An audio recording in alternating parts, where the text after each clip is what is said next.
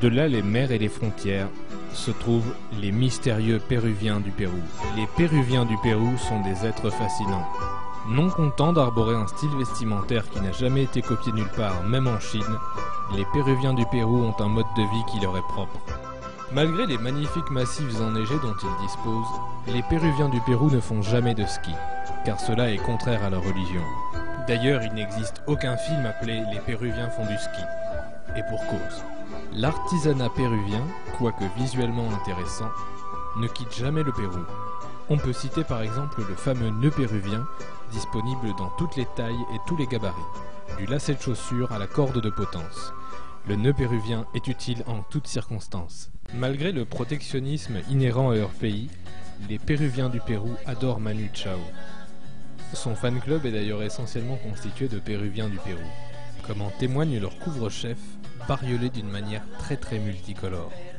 Les divinités péruviennes, comme Guadalmachu-Palpichu, en plus d'avoir des noms de Pokémon, sont des divinités qui requièrent un sacrifice humain bitrimestriel pour être apaisées. Lorsque vient la période du sacrifice, on choisit alors les femmes arborant le moins de poitrine, parce qu'elles ne pourraient pas flotter en cas de noyade. Le cheval, en plus d'être trop génial, fait partie intégrante du mode de vie péruvien. En effet, le nec plus ultra chez les proxénètes, c'est de se déplacer à dos de cheval.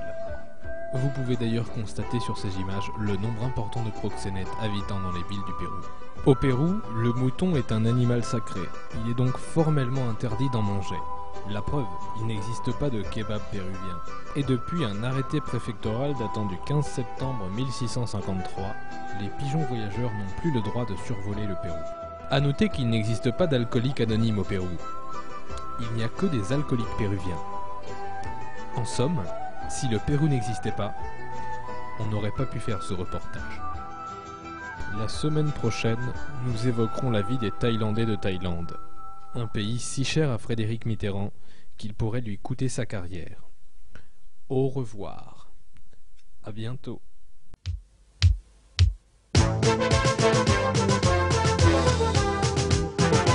C'était vraiment très péruvien.